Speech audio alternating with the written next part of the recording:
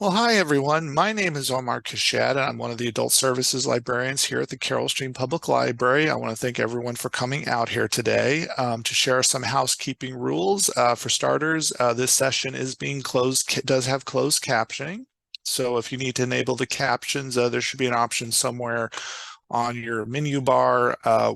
If you're using a portable device, a mobile device, I believe it's completely visible, but if you're using like a computer or something, it may possibly the bar with like the video and sound and captions might possibly be hidden, in which case if you move your mouth you should be able to see it. Today's session is also being recorded. I will then of course share this recording with with everyone who's registered a little bit later on in the week, as well as a handout for today's presentation. If you need to write anything into the chat is another option you should see on your menu bar, in which case feel free to write in throughout the course of the presentation. At the end of the presentation, I will try and answer your questions. And maybe after we're done, after I end the recording, we might be able to possibly do a live demonstration of some of these Google products. So for starters, what is the Grow with Google series? The Grow with Google series is basically a series where Google has provided these slides and the information, and then allows me and others to present on this information. Now, this session is largely Google product focused, but don't worry, I'll talk about ways of using these products without necessarily needing your Gmail account. So you don't need a new email account in order to use these products. You can just use the email address that you have. Also, I will discuss some other non-Google products that will also do similar things to what we're going to learn about today. But as I said, today's session is on how to collaborate, meet, and work remotely, because we now live in a mostly remote work world. I know there's been some pushback on that from business CEOs and the like. They feel people should come back to work, and the people who are at work for like, there's no reason I need to come back. I'm just as productive at home as I am in the workplace. That's not my place to settle that debate, but it's certainly one that's been ongoing. But anyway, so moving on. So for starters, when you're working remotely, and this is just temporarily frozen, it should move in just a moment. If you're working remotely, Google has provided some tips, and I would agree with some of these too, for tips for working from home. One of the first important parts is about keeping your routine. And I can certainly agree with that. When I was working more remotely especially when COVID first hit and the library closed, we had our set hours in order to do work. And it was important that, for me at least, I stuck to those hours.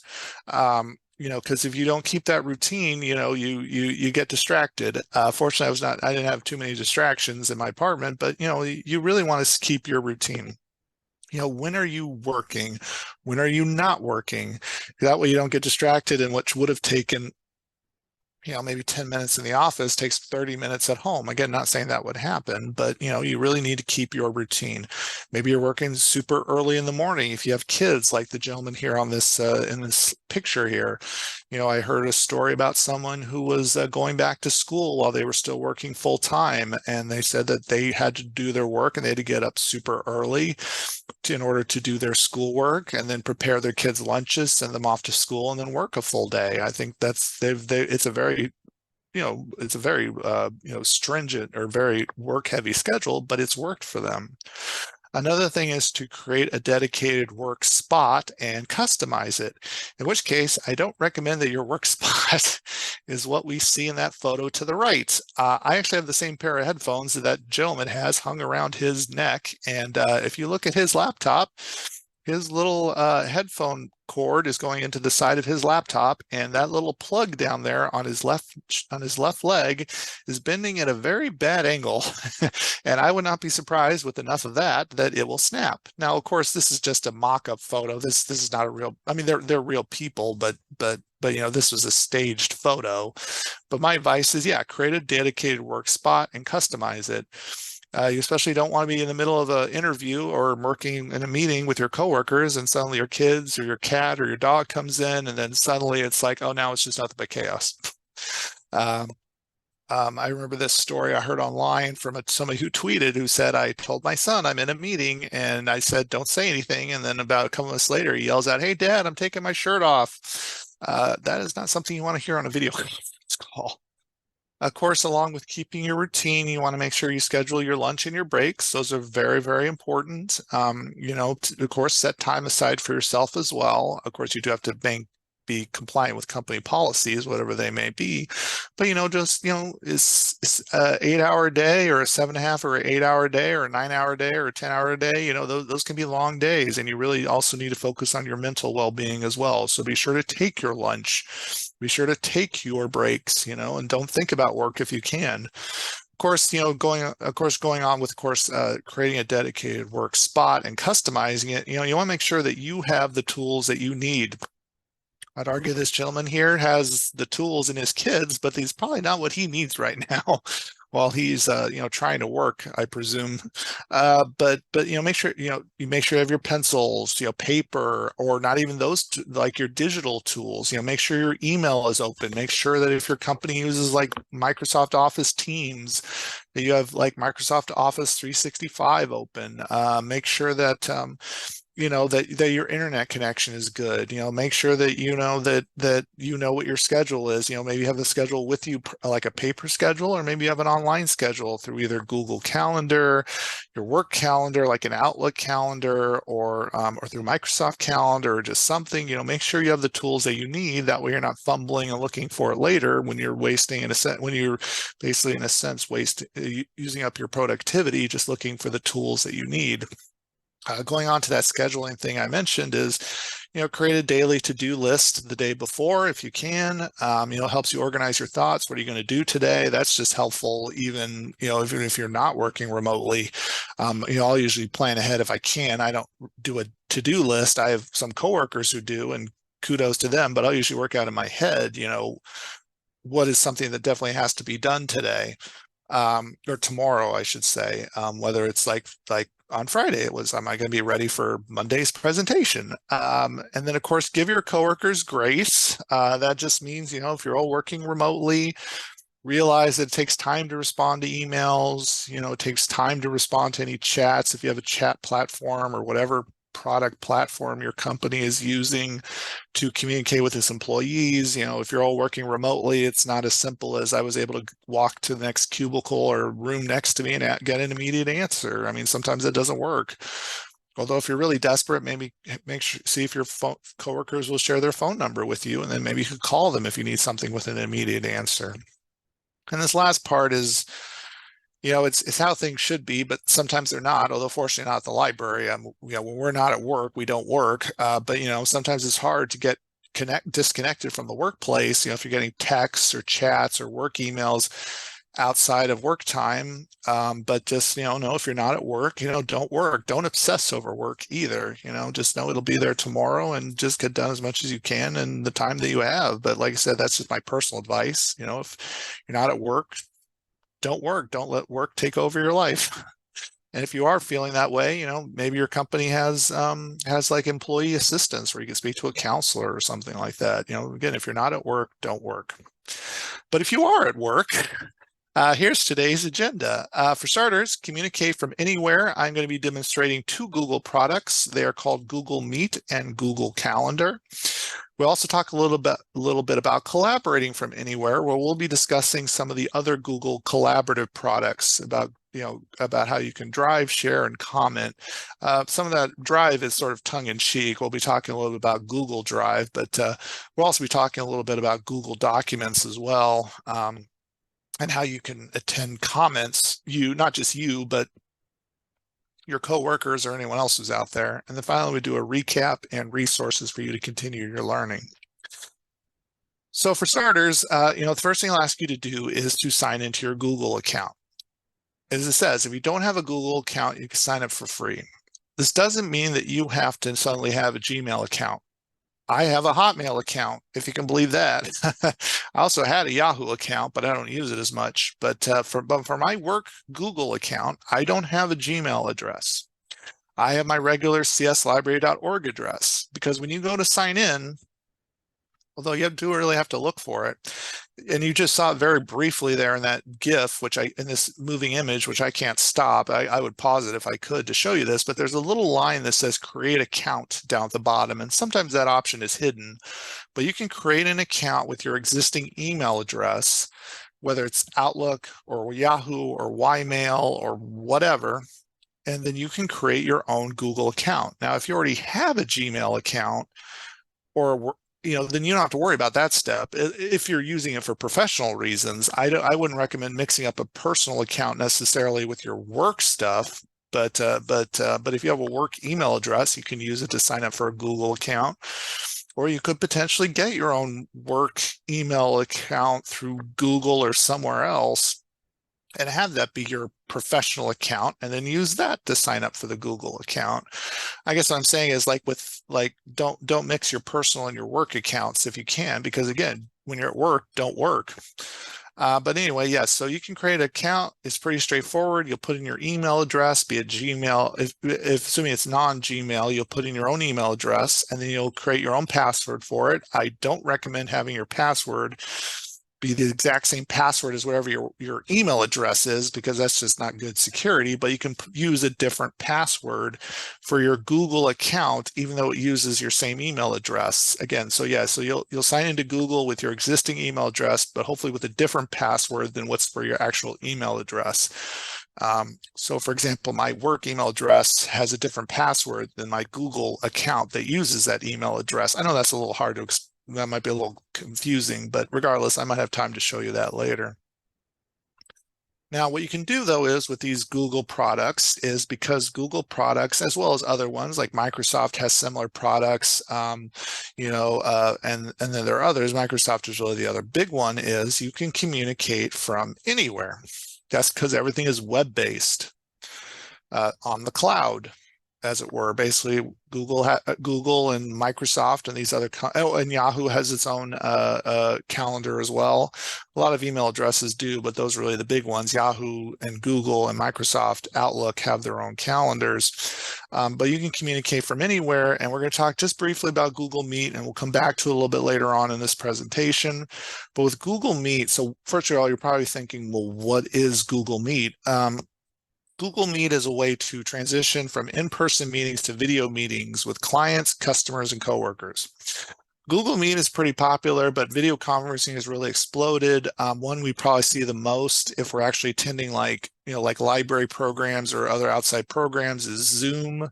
Zoom is a very popular program as well. The library does all of its programs on Zoom for the most part, and most of the other libraries in this area do as well. There's also other ones. I believe there's like WebEx is another one, although that's really more of a corporate platform. It's not like an individual platform. I think there's another one called, Citrus WebEx is the same product, but you also could still potentially use Skype for SKYPE. They're still a player in the video conferencing world. I mainly just use them for communicating with friends and family back in the day, especially those who lived overseas, but there was Skype. Microsoft also offers collaborative software, but I believe their main collaborative software is called Teams. We use it here at the library, but I believe that's something you have to pay into.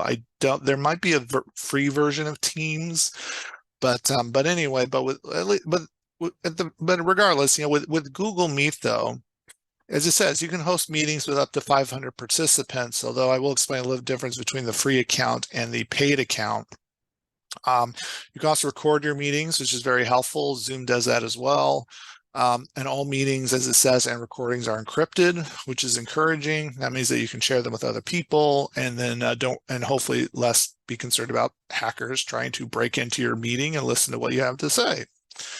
And again, if you want to learn more about Google Meet security, you can go to g.co/meet/secure connections, or you can just look up Google Meet, and or you can go to Google and then look through their little icon bar, and then you'll learn more about that. Are Office, Teams, and Google Meet the same? That's a question. That's a good question. No, they are not. Office is run by Microsoft. That is, whereas Google Meets is run by Google. Now, functionally speaking, they all do the same thing basically. It's just that the layout is going to be different across the different products. So, like Microsoft Teams, I'm more familiar with that being here at the library because we use that as our internal meeting platform for meetings.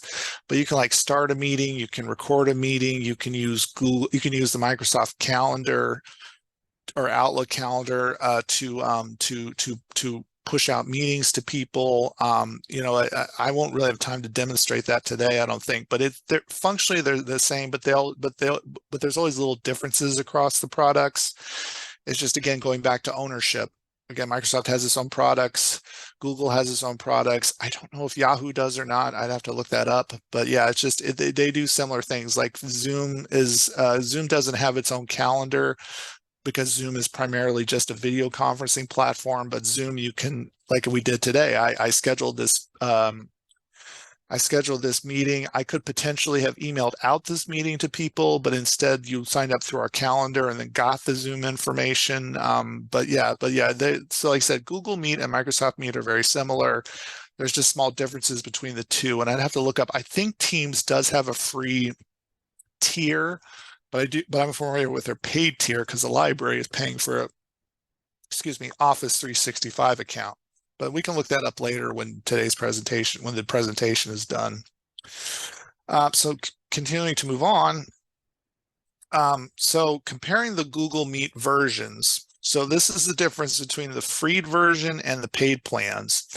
So when you're using the free version of Google Meet, you can have up to 100 people participate. I would think for most small businesses that would be close to enough people. And this free and paid differences you'll also find with other products as well. Like Zoom has a difference between the free version and the paid version.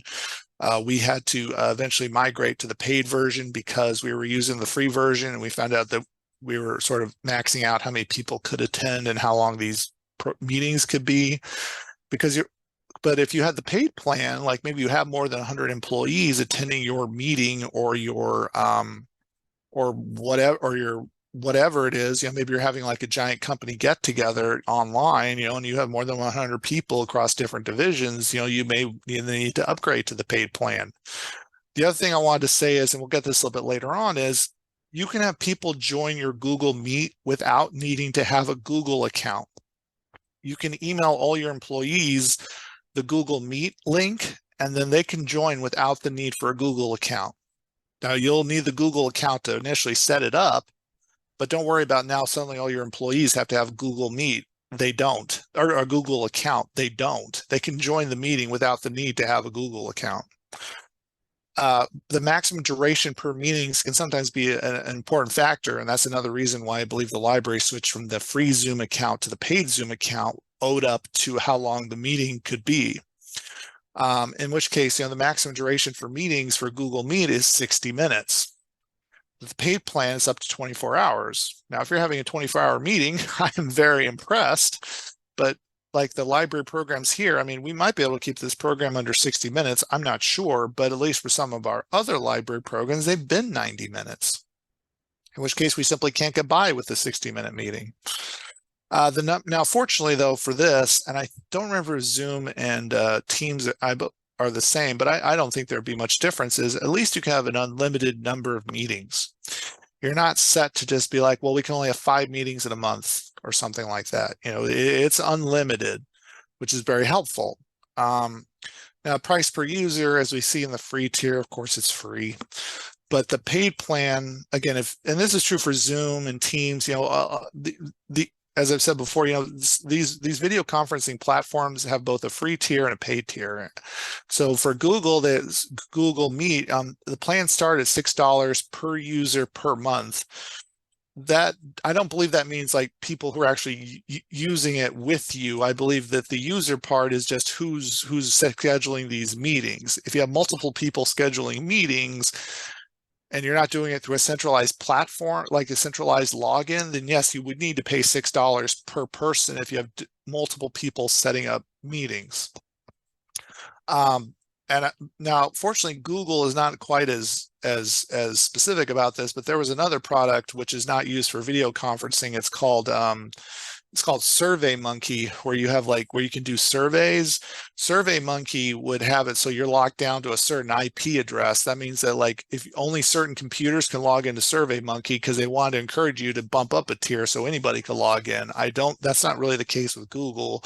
Google is not that stringent. It's just, again, if you want to have multiple people in your organization who are able to set up meetings and you want them all to have their individual accounts and you go for the paid plan, then chances are, yes, plans start at $6 per user per month. Now, there might be higher tiers than that. I have to look up their full pricing. But as I said, if you want to learn more, you can go to workspace.google.com/pricing and read what their pricing tiers are. Now, of course, you can cancel at any time. You're not just locked in for the rest of your life.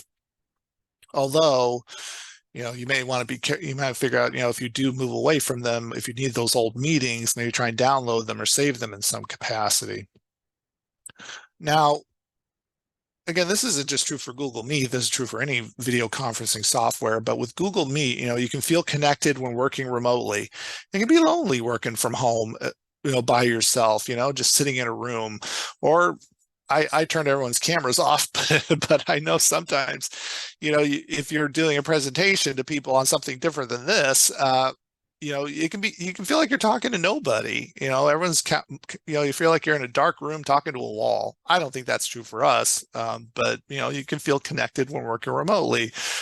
You can remote into a coworker if you're working collaboratively on something and you actually want to speak to each other face to face or without being face-to-face. You can do that through Google Meet or Zoom or Teams or whatever. You can also brainstorm ideas with your team. We do that here at the library.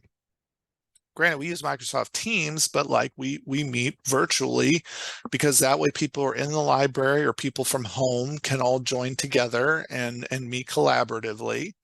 Also, we can record the meetings, which is very helpful because not everyone can attend the live meeting.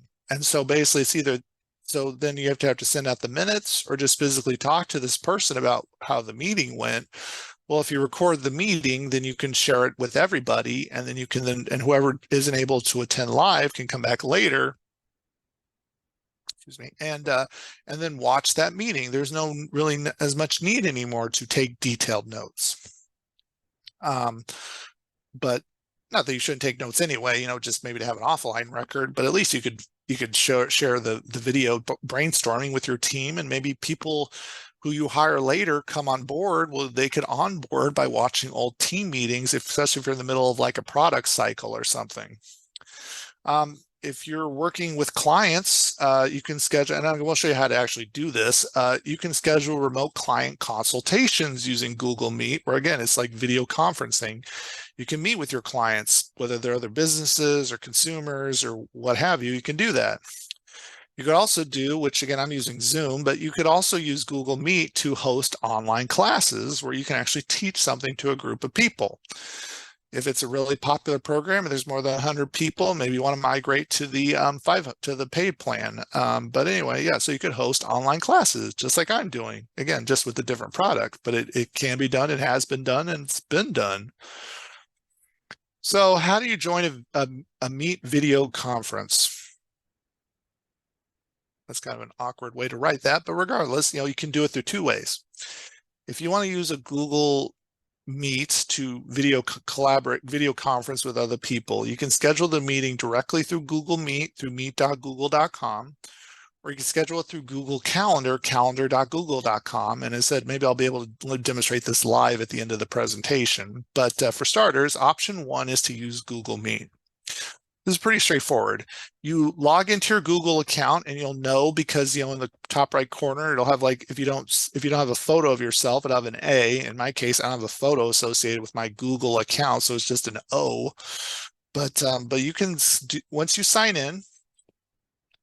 This is just an example of what's possible, but you can start a new meeting, click new meeting, and it'll say, well, what do you want to do? Do you want to start a meeting right now? Do you want to schedule a meeting? Or do you want to schedule a meeting through Google Calendar, which we're going to get to? And it's also possible to join a meeting. If you're already logged in to Google, this is why you see this meeting reminder here on the right. If you're not logged into Google, you won't see this. But basically what happens is someone can come in later who doesn't have a Google account.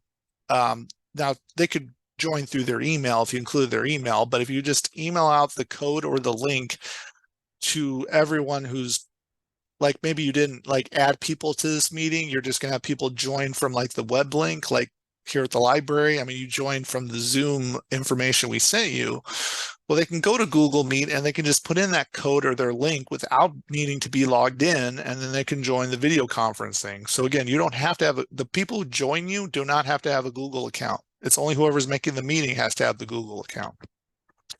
And again, like I said, you'll just enter your code, your link, and then they'll be able to join the meeting. And we'll see what a meeting looks like in just a moment. Again, meet.google.com. Option 2, though, is you can use Google Calendar to schedule a Google meeting. So after you log into your Google account, you can go to calendar.google.com, or you can just, again, click or else you can just go through the Google website, google.com, and then there's a little like toolbar in the top, I believe, right-hand corner, and then from the options below it, you'll see Google Calendar. Again, how do you do it? Well, you can add a meeting to Google Calendar, and I'll try and demonstrate this live again after I finish the recording. But basically, you'll add a meeting, and then one of the options below the meeting is, after you set your date and your time, you can say add Google Meet video conferencing, and then we'll add the Google conferencing information to this event, whatever it is. In this case, the example they give is a team meeting. And this is very straightforward to do. You just add it like you'd add it to any online calendar, adding a meeting, in which case there's just the added functionality of adding a Google Meet video conferencing link or information. So as it says here, how to do it, add a meeting. 1, add the title of the meeting, the day of the meeting, and the time of the meeting. And then you can then add video conferencing on top of that. And that's why you would click add Google Meet video conferencing. And again, I'll share the handouts a little bit later on. So then how to do it? Well, you click add video conferencing, and then not only does Google offer the option to join from a web view, you could also join from a phone. If you join from a phone, you're not going to necessarily have the unless you have like the Google, I think they have a Teams app, but regardless, if they join from a phone, you won't be able to see them if they dial in, but they will be able to see you, so to speak. I'm saying that wrong, but anyway, but yeah, so you can add phone numbers for people to join by phone. In all likelihood, they may not be able to see you. That's how Zoom is at the very least.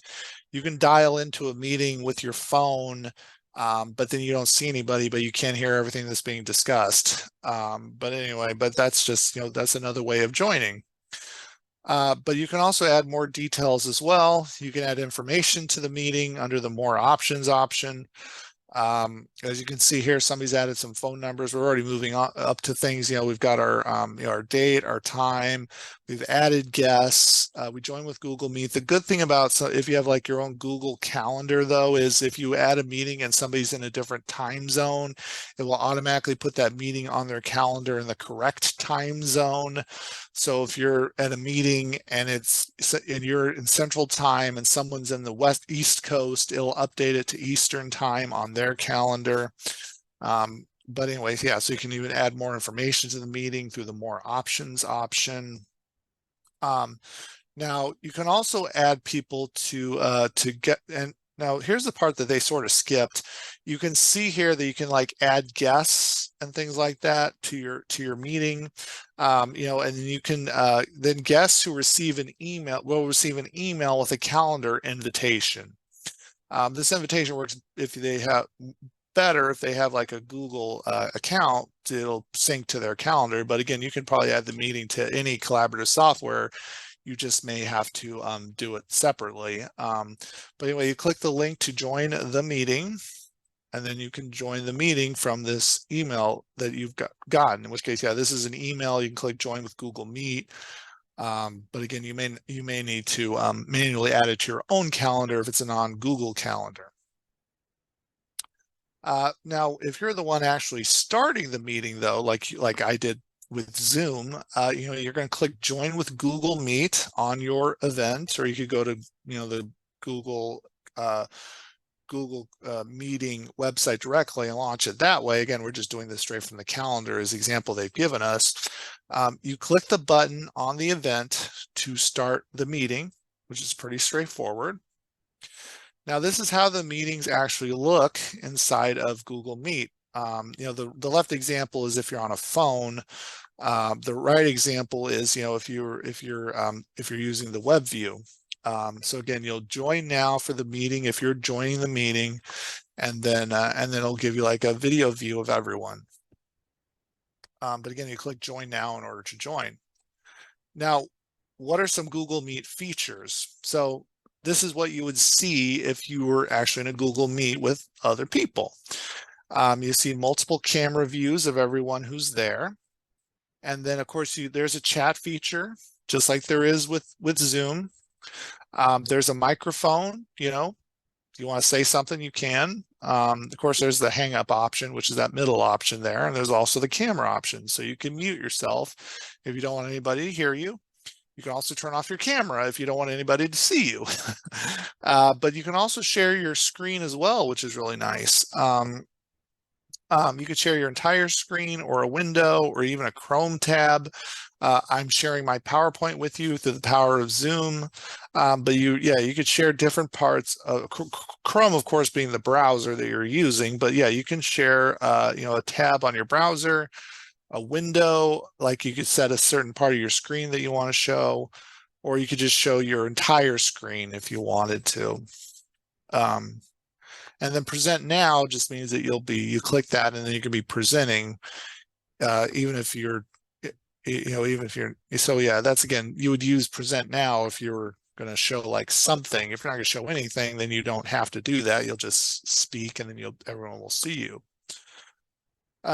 So recording a meeting, recording a meeting, you'll click the three dots in the bottom right-hand corner, and then of the menu option that shows up. Again, there's other good stuff here, like changing your background. You can turn on captions, use a phone for audio, but you can record the meeting.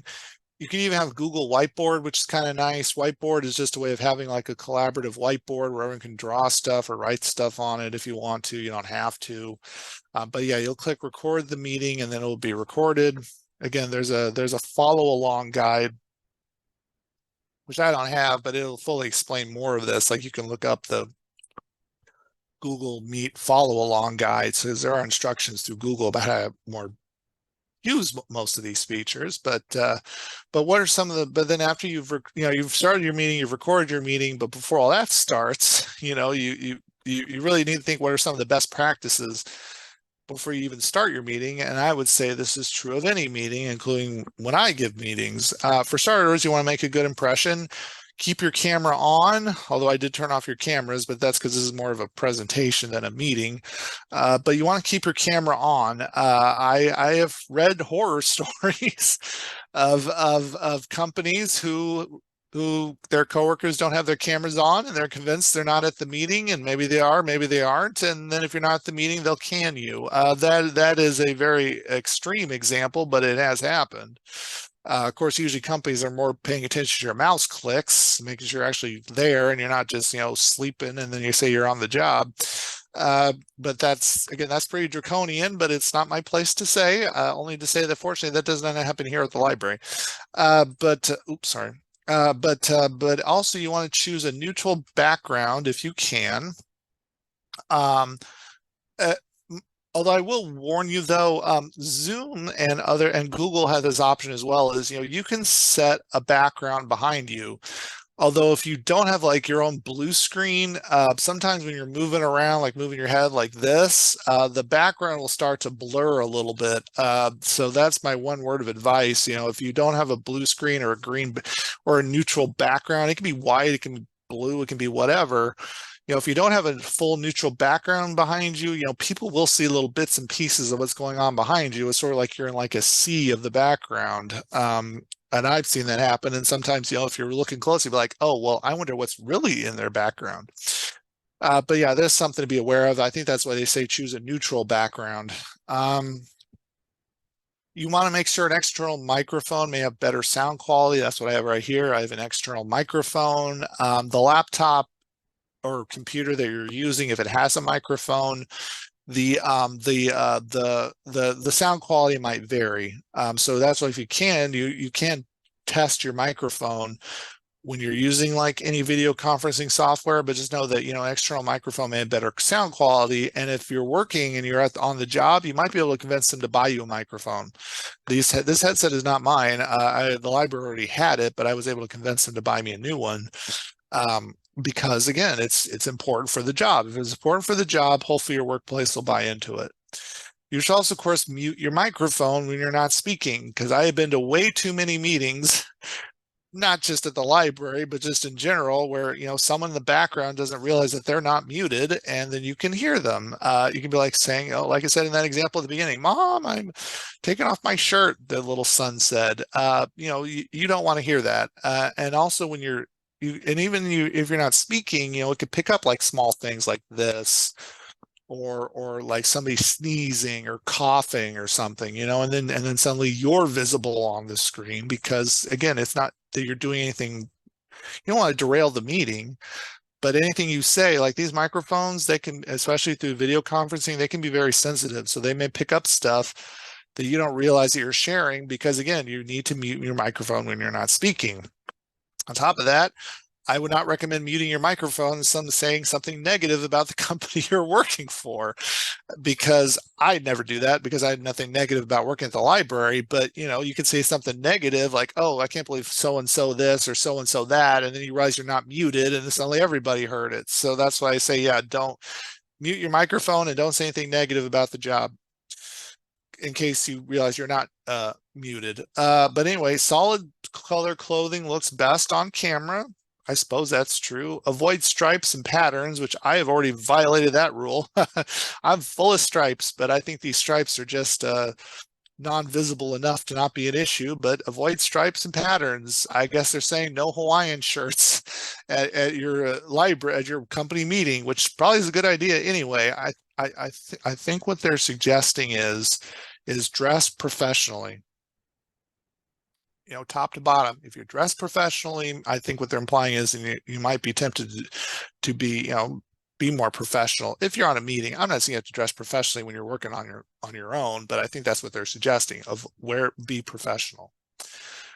Now that was really quick, but that was the Google Meet and the Google Calendar. And like I said, I'll be able to demonstrate the Google Calendar a little bit later on. I can't demonstrate the Meet feature because I don't have any meeting to meet with anybody. But those are the Google Meet and the Google Calendar. Again, to recap briefly, you can go to Google Meet with your Google account, and you don't need to have a Gmail account in order to join, just a Google account.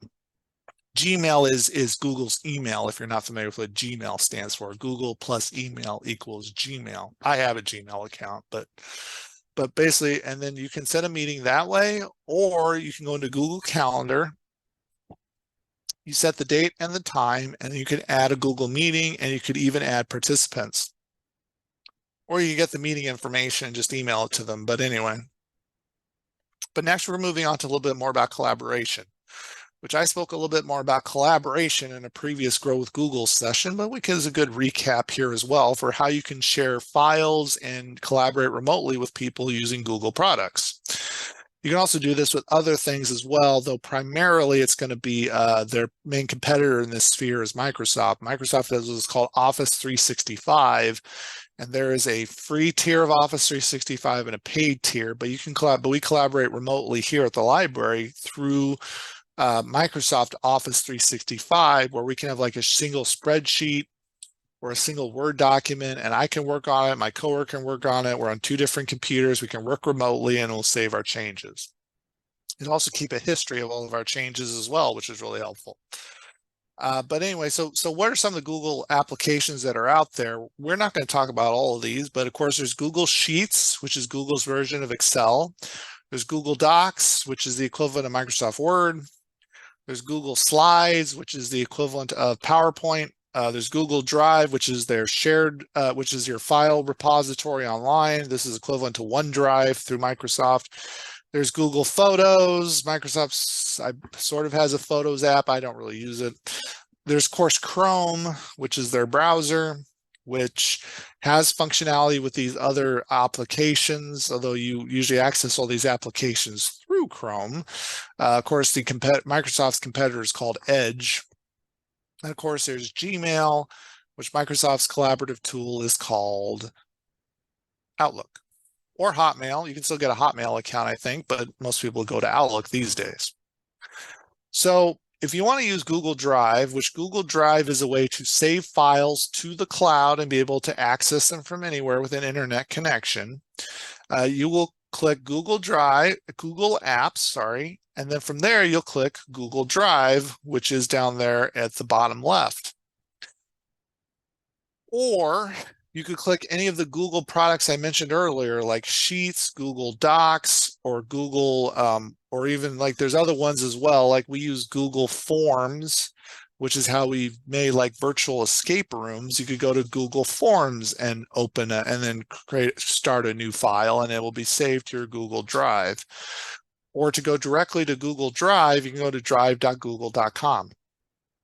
Now, they really don't mention as much as in this presentation. There's also a free tier of Google Drive, and there's a paid tier of Google Drive, which is usually based around the file sizes that you're dealing with.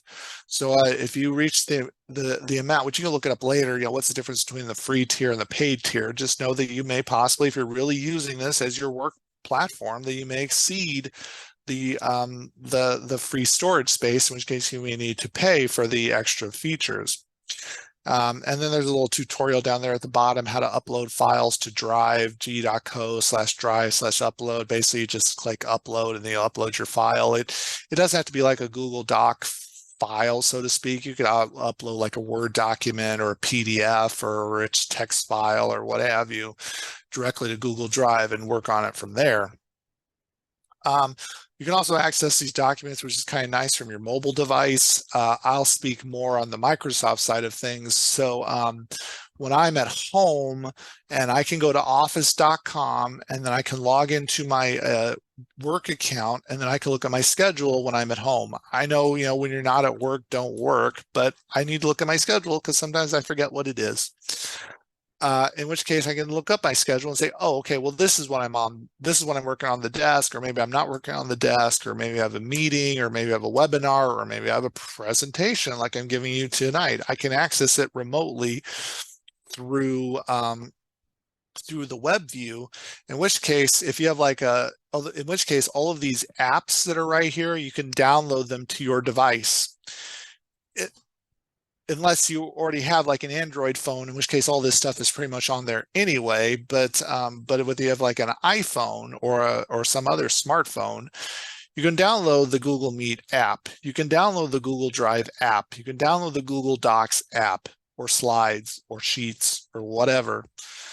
And then you can then access these files through an app, even when you are offline.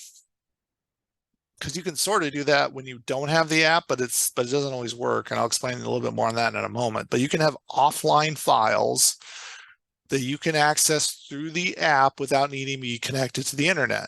It works a lot better if you are, but you could have an offline file that you can later what's called sync. Once you get back on the internet, you can resync the file to your Google Drive, and then the Google Drive file will update itself so that when you access it from another computer or another tablet or another smartphone, that'll be the most current version of the form or Drive or Meet, or not Meet, but the Drive or whatever that you're working on. It's sort of like having an older version of the file or the latest version, and that's why you want to sync it on to when you have internet access as much as you can. Of course, you can also organize your files through Google Drive. You can have different folders and stuff. In which case, there's different images here on the side just to show what types of files these are. The middle one, at the very least, is a Google Doc. The bottom one is just a PDF. The top one, I forget what that symbol is for. It might be like a Google Sheets, maybe. I'm sorry, I don't remember. But again, you will see by default what these file types are. You can sort them. Again, you can make new folders. You can do all sorts of stuff to organize your files. But again, this is just showing you can save all kinds of files. Like I said earlier, you could have a Word document saved to Google Drive. You could have a PDF saved, or even a video, or what have you. Now, the other thing you can do which is going back to the collaborative side of things, and you can do this with Office as well, you can control who sees your files. So maybe you're on a small team of people and you can share with them, you know, you can share with them an agenda, or you can share with people a budget. And you can also set the level of permissions that these people can have who can access this document. You can set it so, and this is true for me. I received a document this morning from a family member who got it from their school, where basically I cannot edit that document. All I have is permission is to view it. In which case we can see that here where it says, who are you sharing with this and what is their role? In which case editor can edit anything. That's helpful if, you know, if you have people who you want to collaborate with, who you want to edit the same document, well, you would give them editor permissions. You could also just give them like viewing permissions, and you can give different permissions to different people, but basically you could set it so that, you know, maybe 3 people can edit the document, but more people can view the document without having the editing rights. That way they can make comments to you about it. They just can't go changing it willy-nilly if they don't need to. You can also add a little message when you're sending this edition, when you're sharing it with people. You can add like what it is, whoever gets it knows that, oh, well, here's an agenda for our meeting. Or here is the proposed budget to review at our meeting. You can add little notes like that. And again, you can share it with other people. You can also revoke the permissions later if you want to. If whoever it is maybe left your organization who you shared it with, or you just suddenly realize that, well, you don't want them editing this document anymore, you can revoke permissions as well, although that's not covered in this presentation. But basically, if you actually want to create a document actually inside of Google Drive, though, like Google Docs, you can just follow the steps that we just saw right here. You'll go to New, you'll go to File, you go to New, and you go from the drop-down menu. You'll then click what sort you want to do. You could upload a whole file, but you'll go to Google Docs and then you can either have a blank spreadsheet or a blank sheet, in which case it's just going to be like a blank piece of paper.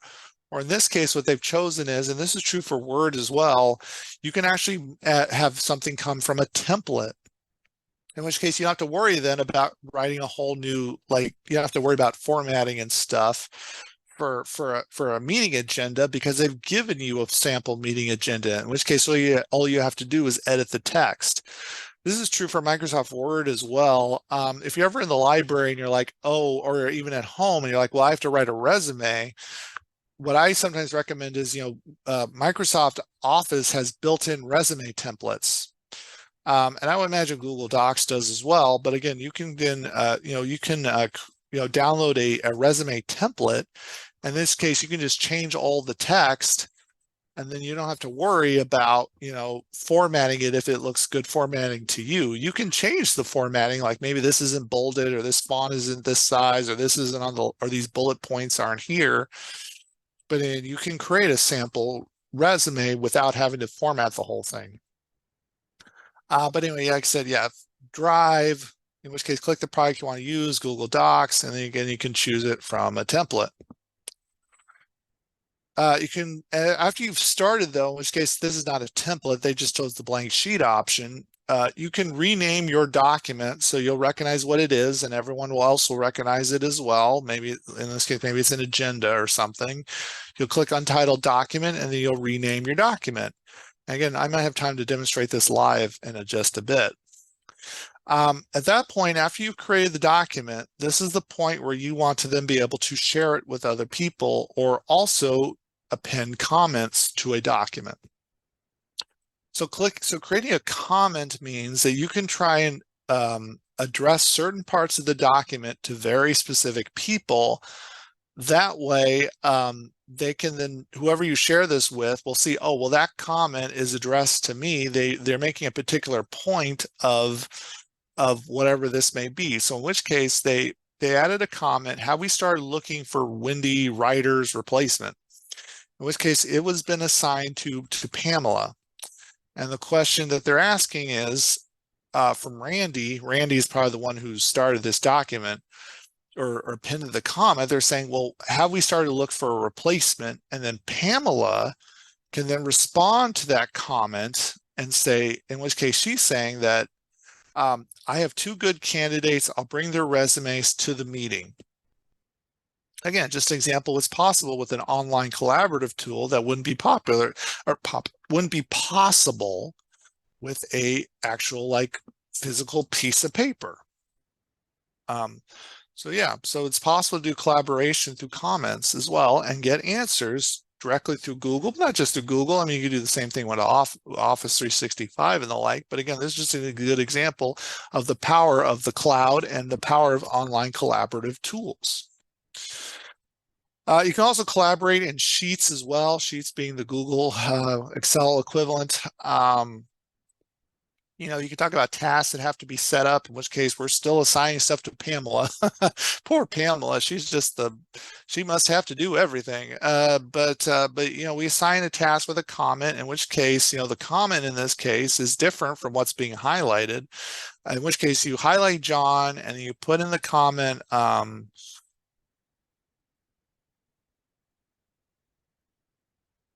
oh, sorry, this is a little bit different. Sorry, I read that wrong. Okay, the good news is Pamela is not being assigned this task. Pamela is the one assigning the task. Sorry, I read that wrong. So Pamela is assigning, and she put in the email address of the person who, again, I'll talk about sharing this in a moment with Google accounts and not having Google accounts, but she's basically saying, Randy, you know, please be sure John has the login information he needs, and then you will assign it to Randy. And as it says below, the assigned person will be notified and responsible for marking as done. That way you know that it's been done because they have signed off on it. When it comes to sharing your document, and I said earlier about the permissions that you can share with other people. For the document itself, you can set the security permissions. You can also set it so that anyone without a Google account can edit this document. That's a little unsecure, so to speak, because anybody can edit it who gets the link. But chances are it'd be kind of hard just to find the link, you know, for a hacker. But it probably works a little bit better if you actually assign specific people to edit this document, in which case it works a lot better if they have their own Google account. Again, not necessarily having the Gmail account, just their own free Google account. That way you can assign it to specific people and not just to let anybody who sees it can work on it. At least that's my general advice, but you have to decide where it works best for you. You can also collaborate in slides as well. You can ask questions or leave notes with comments. You know, in which case, you know, it could be someone who's even viewing the document may have commenting permissions, in which case, in this case, we got a message from Carissa who's asking Madison that says, how does this title sound? I presume for the name of the presentation, which is Remote Work Resources, in which case she's not assigning anything to Madison. She's just asking Madison a question, and then you'll click comment. And again, the plus in the email address means that this person will get an email notification that you have assigned them a comment, or they've gotten a comment, or they've gotten a task. Like it says there in the bottom, your plus mention will add people to this discussion to send and send an email. Again, collaborative tools. As I said earlier, you know, you can upload any document file you want, pretty much, except for probably Apple files. But Apple files, you can change them to be like rich text or what have you. But anyway, you can download your file in another format like Word or as a PDF. This is really nice that they offer this type of functionality. They didn't have to, but basically basically what happens is, so like maybe you like using Microsoft Word, or maybe, you know, you don't want anybody to edit your document. Well, if you like using Microsoft Word, you can download this document and then you can put it into Word. You would use like rich text or open document formats. Rich text can be opened in more text editors than the Microsoft Office products. Open document, I believe, is probably related to more you know, like free like Office software, like they're called LibreOffice, or at least that's what it was called. I don't know if it still is. There was also something called Apache OpenOffice. There's also just OpenOffice. I think in general, these are all just competing products that offer basically like similar functionality like Google does to the Microsoft products without you having to pay for it, although there are certain advantages and drawbacks to using what's called open source software. But you can also download as a PDF. PDF is really nice because that way you could share a PDF with other people or people outside your organization, and they can't edit that PDF because the PDF, I mean, yes, there's a way to edit it if you have Acrobat, but regardless, generally speaking, you can't edit a PDF. And then there's plain text, web page. I talked a little bit in a previous class about how to use like Google Sites to make your own web page. You could also have this as an EPUB publication, which is kind of wild. EPUB is if you had written your own book, EPUB, and you want to like publish it to maybe like, I assume Amazon would take this format, but EPUB is pretty much used for e-publications.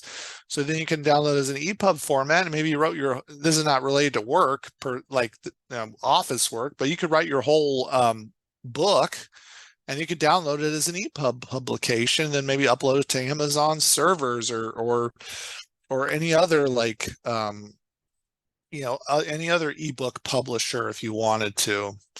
But you can also access your files offline if you don't have internet access. This works a little bit better if you have the app. This doesn't quite work as well if you only have a web view, and I'll say why in a moment. If you have the app on your phone or on your computer or on your tablet, you can set a file to be available offline. Now, by default, Google products, because Google is all web-based, they're online, but you can have a product be offline. In which case, maybe you're somewhere where there's bad internet connection, or maybe you have to present it someplace that has a bad internet connection.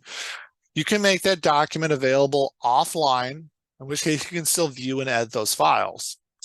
The caveat to this, though, is if you don't have the apps, but you're accessing it through like a web view, like you go to google.com directly to access this file, I don't recommend setting it to be offline and then trying to access Google to then go to that file, because Google is not going to work.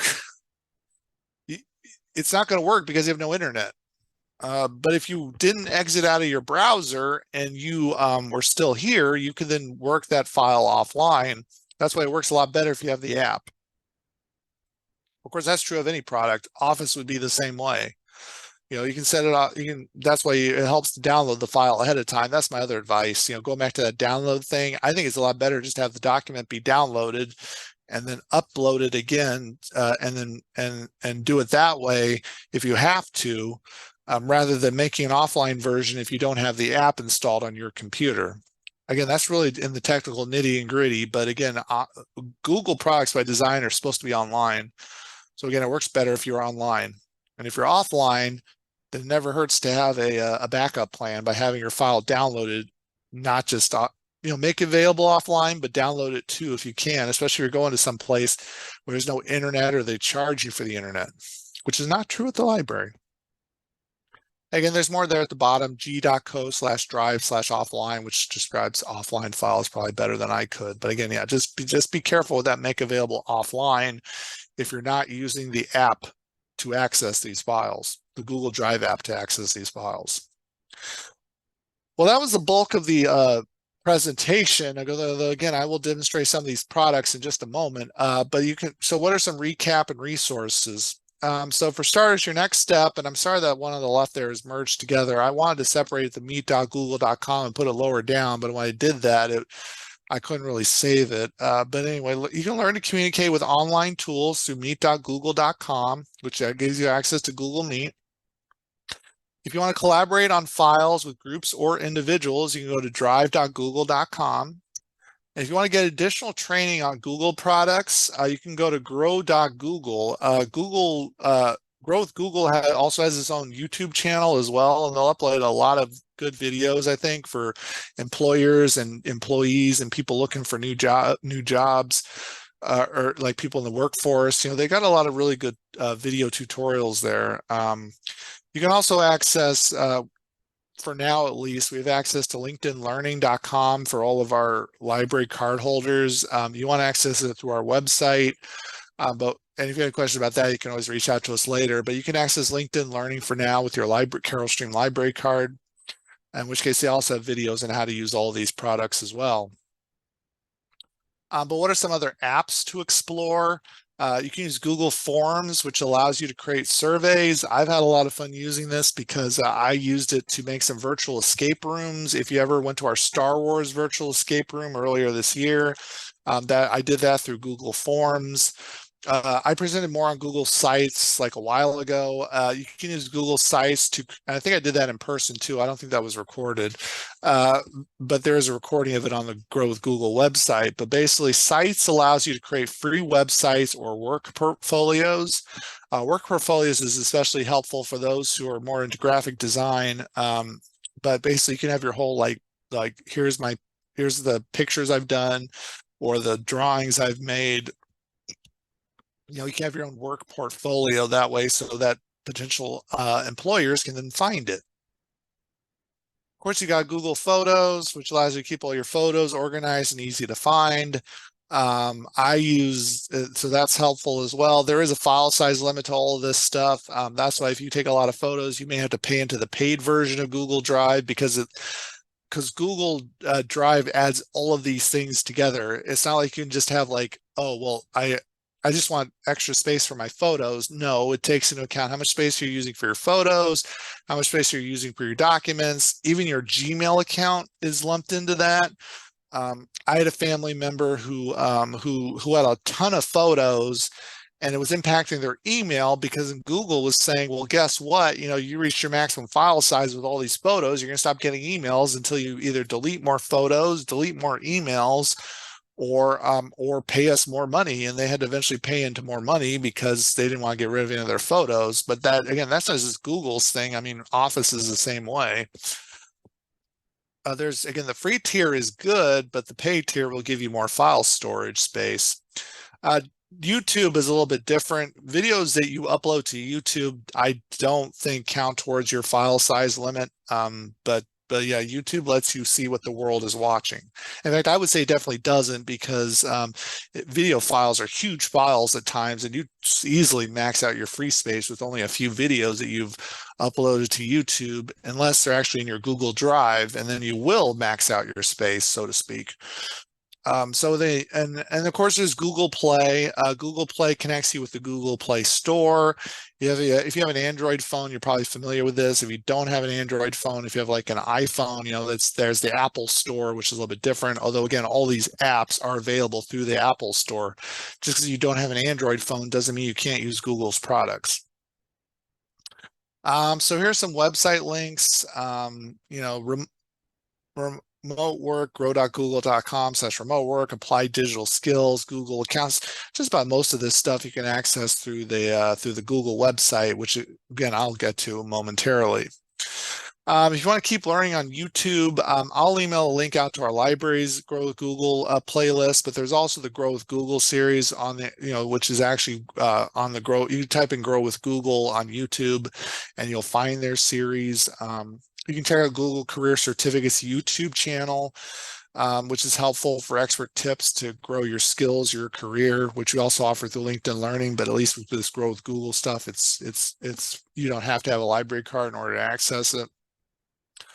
And then of course, Google Career Certificates, which I won't talk too much about, although this is something you have to pay for on your own time. If you really want, you can get career certificates through Google for, as I said, get qualified for in-demand jobs in high growth fields. You can see all the examples they give there. Again, is this certificate worth it or not? It just depends on where you're hoping to be employed, or maybe your workplace. Maybe they'll accept a Google career certificate. Maybe they won't.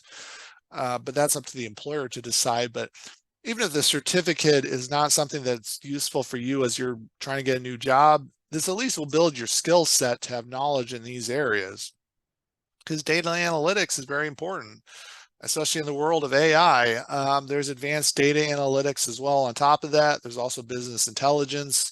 There's also stuff on digital marketing and e-commerce. You can also do stuff with IT support or IT automation with Python. Python is a programming language. You can also do stuff on UX design. UX is short for user experience. That's like, why is everything on this website organized the way it is? Why is this building organized the way that it is?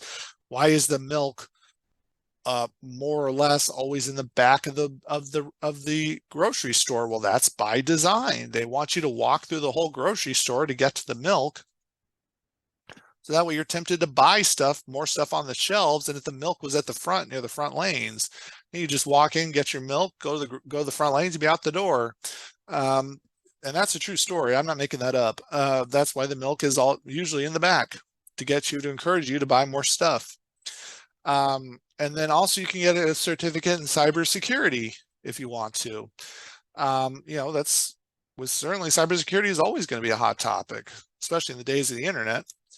There's also free online training and tools at google.com/grow. This is helpful, for all sorts of people, for teachers and students, for local businesses, for job seekers, for developers. This is helpful for me because I'm able to present some of this stuff without having to put a lot of work into actually making the presentation. I can focus more on the content.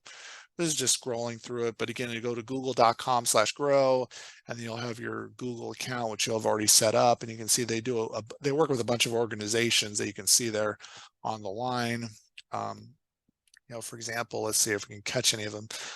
American Library Association, the Goodwill, a bunch of others. So that's a thank you there. Don't worry about that. Share your feedback, g.co/grow/feedback. I'm going to end the presentation. And if you have time to stick around, I will live demonstrate a couple of these products. If you have to leave now, I fully understand. A lot of this stuff for getting used to it, and I say this for myself as well, is just having to actually use the product. Like, for example, if I didn't have to use, I shared this story more when I was teaching the Microsoft Excel classes, but although we are offering Excel classes at our library now, I'm just not teaching them. If I didn't have to use Excel all the time, I would forget how to use it, or I wouldn't know how to use it. I've learned a lot from using Excel just by sheer fact of I've done a lot of stuff wrong, and I still sometimes do stuff wrong, but it's good for me to learn from the stuff I've done right and the stuff I've done wrong. So again, because all of this is free, the free tier for most of this stuff that I talked about today, if you already have a Gmail account, then you really don't have any excuses for not using this stuff. But if you're interested in working with these collaborative tools like Google Calendar or Google Docs or Google Sheets or whatever, you can sign up for that free Google account without needing to have a Gmail account. You can keep your Yahoo account. You can keep your Outlook account. You can have your Ymail account or your Rocket Mail account or whatever account. You're not locked into Google just because you don't have a Gmail account. You can use it without a Gmail account, and I'm going to prove that in just a moment. So I'm just going to go ahead and stop the recording here. I might have to stop my video too, only because that will not take up valuable retail space on the screen. So again, I'm going to stop my recording. And thank you again for coming out here this evening. I really appreciate it. And the sky's the limit.